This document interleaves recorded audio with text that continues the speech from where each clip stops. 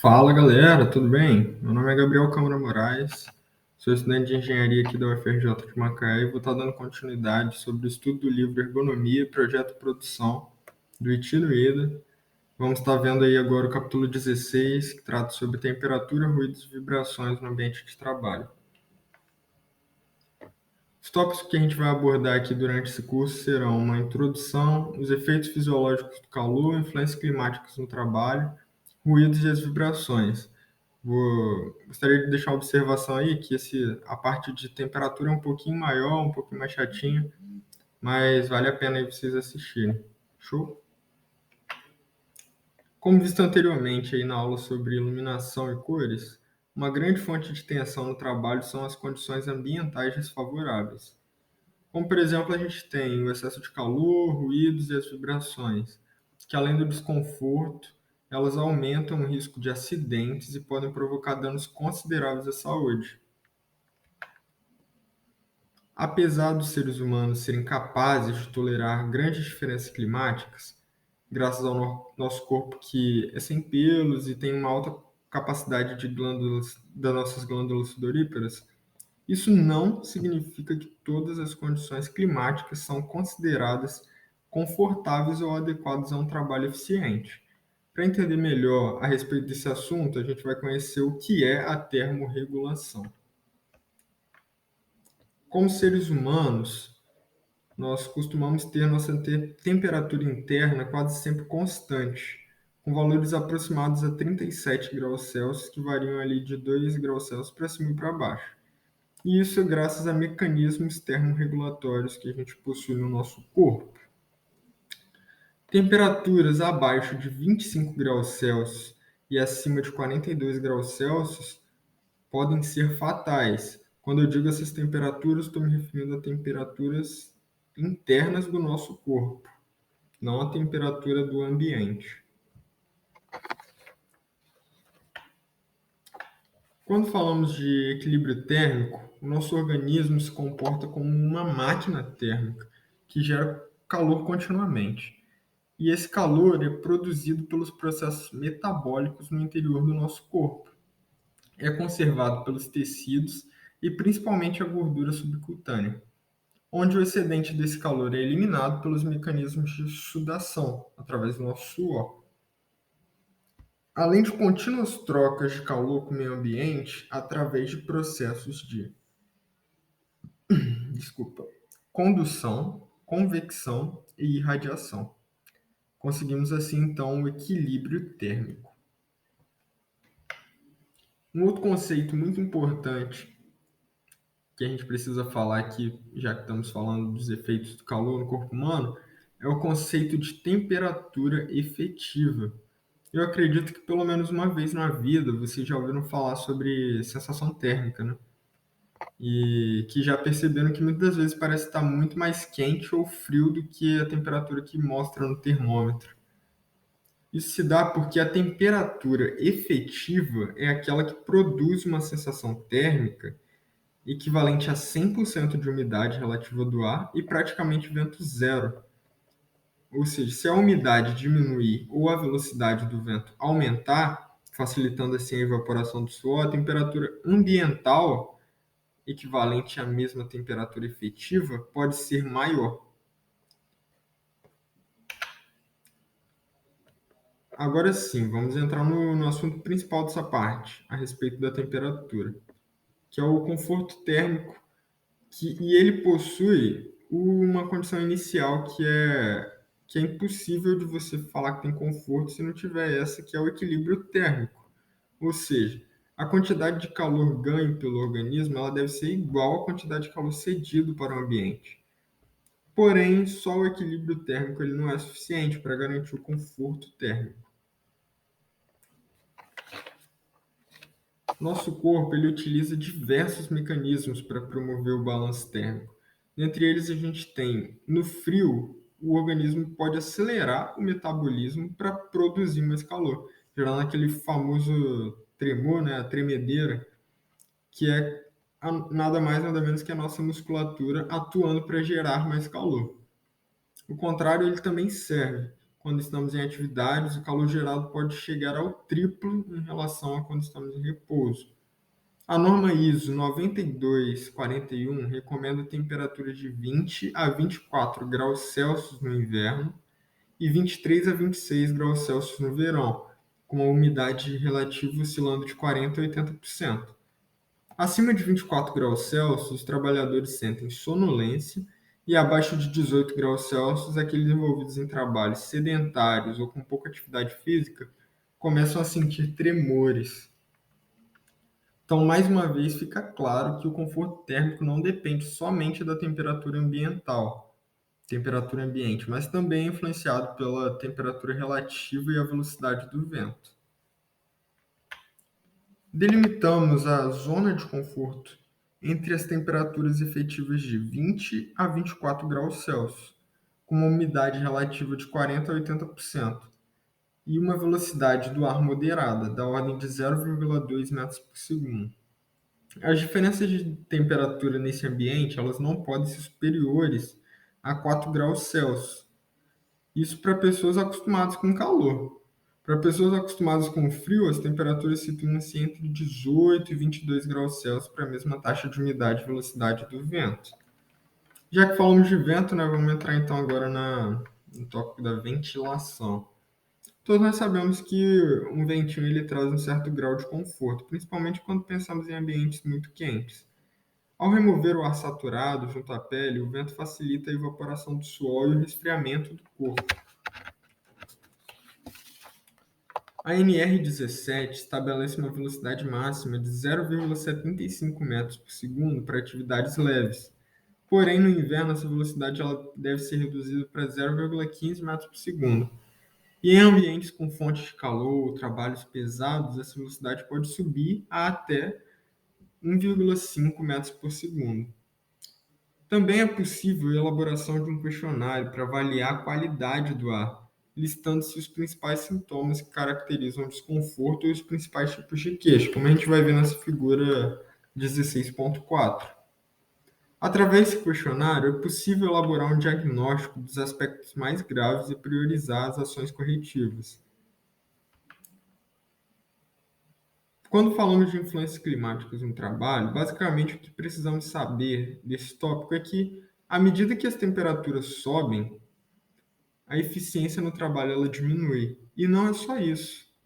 Existem também uma pretensão maior de ocorrência de acidentes, principalmente para trabalhadores com mais de 45 anos. Existe a norma que trata dos limites máximos de exposição do calor, e essa norma é a NR15.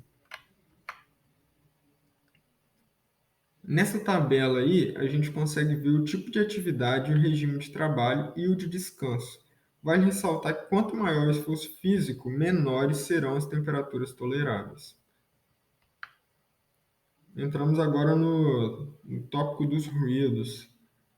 Então, para este curso, a gente vai considerar o ruído como sendo um estímulo auditivo que não contém informações úteis para a tarefa em execução. Fenomenal, né? Dessa forma, um bip intencional de um veículo ao realizar uma baliza é um aviso importante para o motorista que está estacionando, mas para os passageiros do mesmo veículo pode ser considerado um ruído, já que eles não são eles que estão no volante, a função deles é ser passageiro. Então, agora que a gente já sabe o que é o ruído, é importante também a gente entender quais são os limites que o nosso corpo suporta, sem que gere algum dano à audição. Embora ruídos de até 90 decibéis não provoquem sérios danos aos ouvidos, essa faixa de 70 a 90 decibéis causa um certo desconforto para concentração e conversas, podendo até ocasionar erros e a redução do desempenho. Existem basicamente dois tipos de ruídos: os contínuos, que ocorrem com uma certa uniformidade durante todo o trabalho, e aqueles que são de impacto, que, como o nome já diz, são aqueles barulhos inesperados e com níveis altos de energia.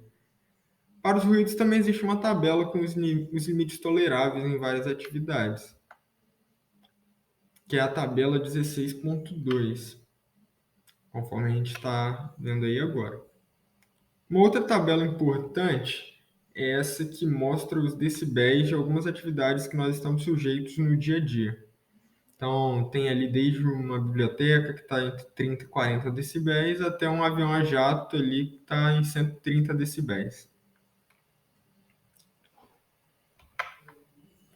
De acordo com a NR15, para atividades constantes, o ruído contínuo máximo tolerável é 85 decibéis durante 8 horas de trabalho,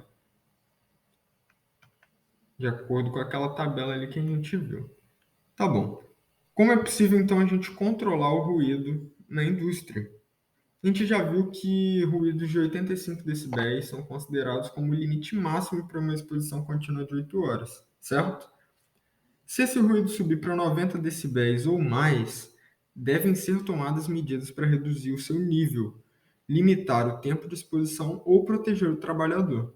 Para isso, existem algumas medidas que podem ser tomadas. Dentre elas, a gente tem atuar na fonte, isolar a fonte, reduzir a reverberação, remover o trabalhador, adotar controles administrativos e proteger o trabalhador. Mas o que significa cada coisa dessa? Então, eu acredito que com exemplo fica mais fácil.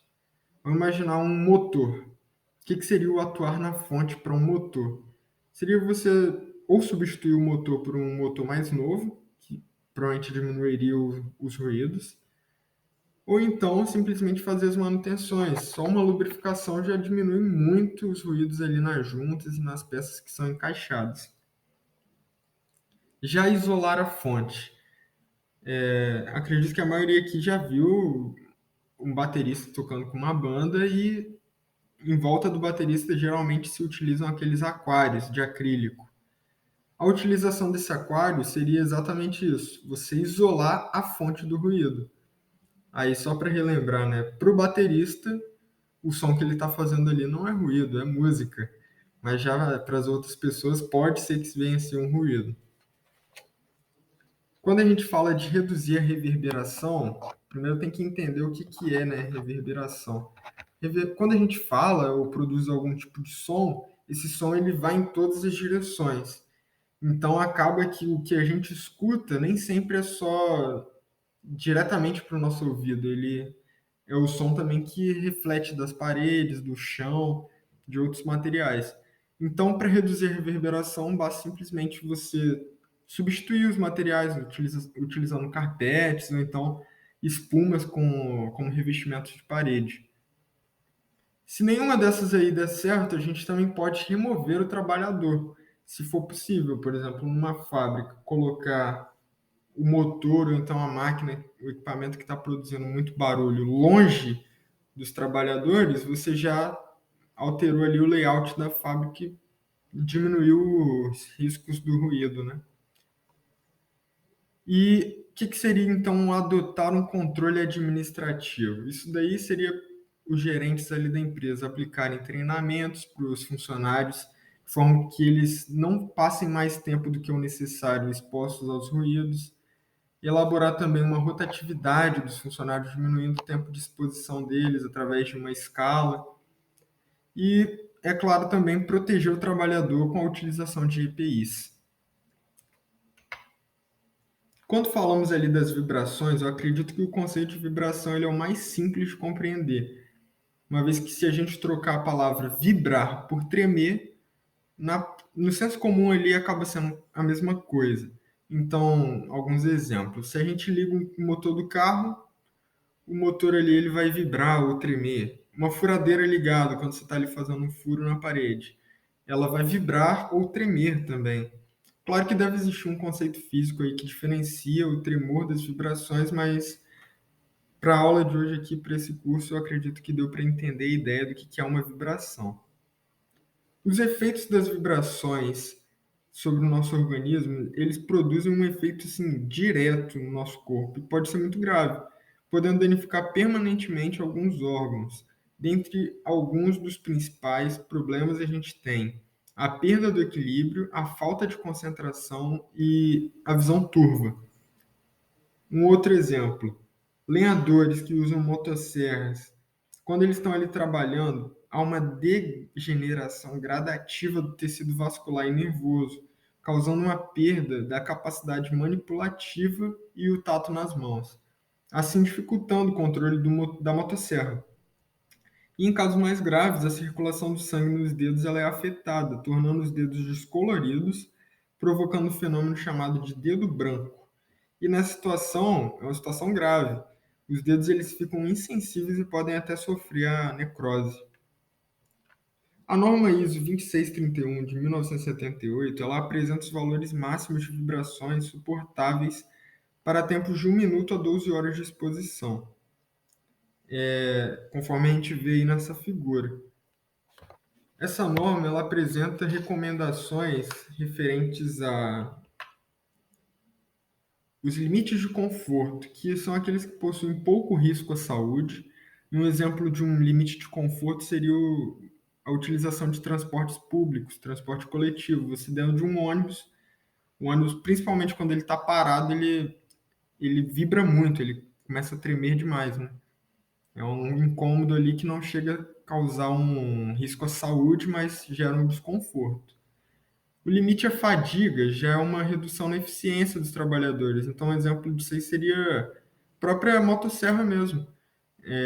Ela vibrando ali, ela acaba com o tempo gerando uma redução da eficiência do trabalho. Já os limites máximos de exposição já são aqueles que geram riscos à saúde. Então, já são coisas assim que a gente tem que ficar mais atentos. Quando a gente fala das vibrações, a gente tem que atentar às frequências que geram a ressonância no nosso corpo. Portanto, no projeto de máquinas e equipamentos, essas frequências elas devem ser evitadas sempre que possível, ou pelo menos substituídas por outras menos prejudiciais. Igual a gente consegue ver aqui as frequências e os sintomas que elas geram no nosso corpo nessa tabela 16.4. Tá bom, mas como a gente pode controlar as vibrações? Aqui nas vibrações a gente tem soluções semelhantes à que a gente aplicou lá na redução de ruídos. Dentre elas a gente tem eliminar a fonte, isolar a fonte, proteger o trabalhador e conceder pausas. Então, no caso das vibrações, o que seria o eliminar a fonte? A utilização de calços de borracha e amortecedores, por exemplo, no motor, né? Isolar a fonte seria a aplicação de um revestimento emborrachado naquela ferramenta, naquele equipamento, também reduziria as vibrações. Proteger o trabalhador seria, novamente, o uso ali de botas, luvas, então, os famosos EPIs, né? E caso nenhuma dessas soluções aí seja suficiente, você também pode conceder pausas de 10 minutos para cada hora de trabalho contínuo. Então, assim também você reduz os riscos, né, da vibração no corpo humano. É isso aí, galera. Eu acredito aí que deu para cumprir com o objetivo de apresentar uma visão, um resumo mais ou menos do que quer dizer esse capítulo 16. É claro que é um resumo, então tem muitas outras coisas dentro daquele capítulo, mas que se eu fosse falar de tudo, a gente levaria horas aqui.